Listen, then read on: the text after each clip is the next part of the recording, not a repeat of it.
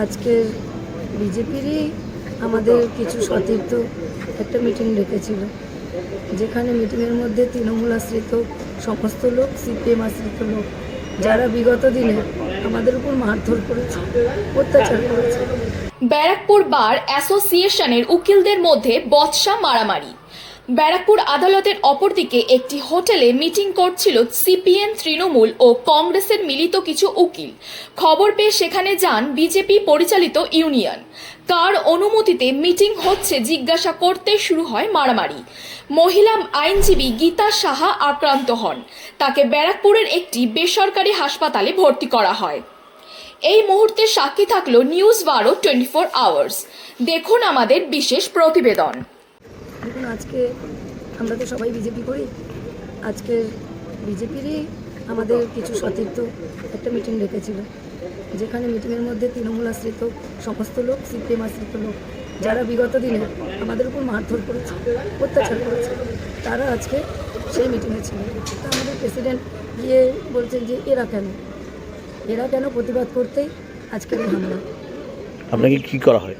এই আমাদের যিনি প্রেসিডেন্ট আছেন সোমনাথ গুপ্তাকে ধাক্কা দেওয়া হয়। তাকে আমি আর পলিদি গিয়ে রেস্কিউ করার চেষ্টা করি। তখন শিবেন যে এখনও তৃণমূল, সে তৃণমূল ছাড়া অন্য কিছু নয়। অঙ্কিত যে এখনও তৃণমূল, ঠিক আছে। রাকেশ দাই মূলত এসে ও সবার উপরে হামলা করেছে, জড়িয়ে পড়েছে। আমি রাকেশ দাকে বললাম, দাদা তুমি তো অনিরুদ্ধ পাল, ঠিক আছে। এর মিনময় তো 2021-এর পর থেকে তৃণমূলটাই করতো। হ্যাঁ, যেদিনকে এসেছে মিনময় মিথ্যা কথা বলতে নেই, আমাদের সাথেই ছিল। 21-এর পরে চলে গেল তৃণমূলে। এখনও তৃণমূল থেকে কিন্তু সে টেস্ট মিট করে বেরোয়নি, এসে আজকের বিজেপিতে। আজকের এরা সবাই কিন্তু বিজেপির পিপি প্যানেলে। এইরকম একটা পরিস্থিতি। এখন আপনার শরীর কেমন আছে? কি বলছে ডাক্তাররা? কি হয়েছে? এইরকমভাবে শিবেন মেরেছে, আপনি দেখুন, পুরো হাতটা গেছে, বুকের এখানে আমাকে ঘুষি মেরেছে। আমি কিন্তু ওখানে ঝামেলা করতে যাইনি। আমি রাকেশ দাকে বলেছি তুমি থামো। রাকেশ দাকেও জিজ্ঞেস করে দেখতে পারেন, আমি কাউকেই দাদা ছাড়া বলি না। শিবেন দা এসে এই যে আঙুলটার অবস্থা দেখুন, এই যে হাতে দেখুন, এই বুকে আমি দেখাতে পারছি না, এখানে ঘুষি মারে। সেই অবস্থায় বেরিয়ে আসি। আমার চাইতে তো ব্যারাকপুর কোর্টে কেউ বিজেপি সেইভাবে করেনি, আর কেউ হ্যাকেলও হয়নি তৃণমূল দ্বারা।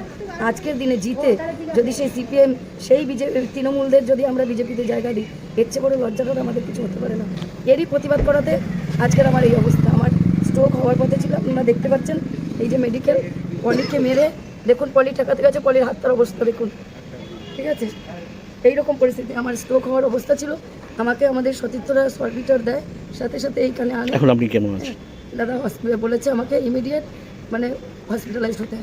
তাহলে আমার অবস্থা। আপনার নাম? সবাই জানে, গীতা সাহাকে কে না জানে, নাম নতুন করে বলতে হয় না। ব্যারাকপুর কোর্টে যে বিজেপি করেছে, যে কঠিনভাবে করেছে, সেই মেয়েটার নামে গীতা সাহা, তার কোনো দ্বিমত নেই। ওনারা যারা এই মিটিংটা করছিলেন, এমএলএ, ওরা কি ভয় পেয়ে আপনাদের মারলেন? একদমই। কারণ আমার সামনে, আমি মনে করি কারুর দাঁড়ানোর ক্ষমতা নেই, যে কঠিন পরিস্থিতির মধ্যে দিয়ে আমি বিজেপিটা করে এখানে এসেছি।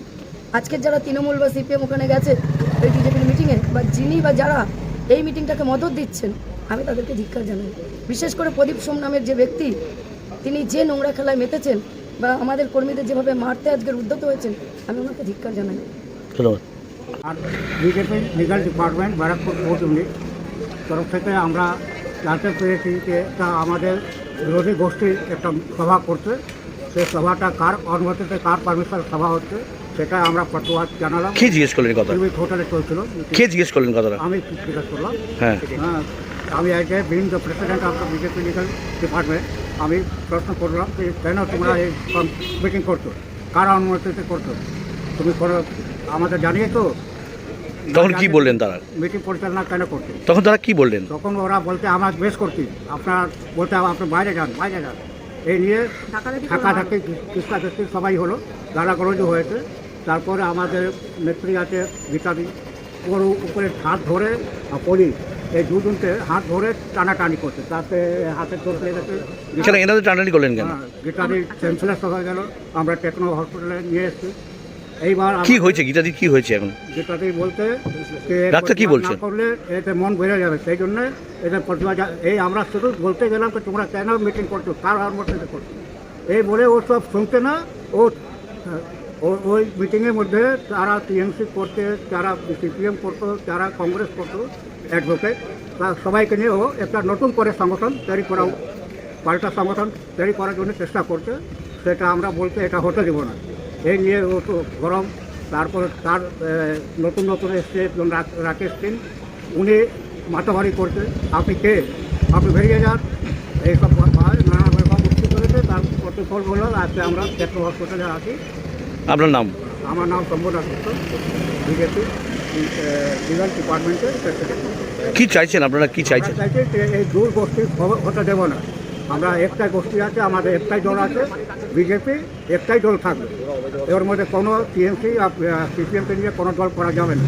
এই পত্র ঘটনাটা আমরা ব্যারাকপুর কোর্টে সকলেই আমরা অ্যাডভোকেট। এখানে সবাই আমরা প্র্যাকটিস করতে আসি। আমাদের এখানে কারোর সাথে কারোর মান অভিমান বা ঝগড়া করার জায়গা না এটা, ঠিক আছে। আমাদের এখানে একটা খবর ছিল, মানে আমরা খবর পেয়েছিলাম যে তৃণমূল বা সিপিএমের কিছু হারমাত বাহিনীরা ওরা বিজেপির দলে 4 তারিখের পর তো অনেকে বিজেপি জয়েন করে নিয়েছেন। ওনারা ভেবেছেন যে আজকে ওরা মিটিং করে নিজেরাই একটা কমিটি বা কিছু ঘোষণা করবে, যেখানে আমাদের প্রেসিডেন্ট সাহেব জানে না বা আমাদের পুরো কমিটিটা জানে না। তা হঠাৎ আমরা এরকম একটা বার্তা শুনে আমরা সেই মিটিং নিয়েই গেছিলাম, যেটা কারা করছে, কি হলো তারপর? কীভাবে করছে।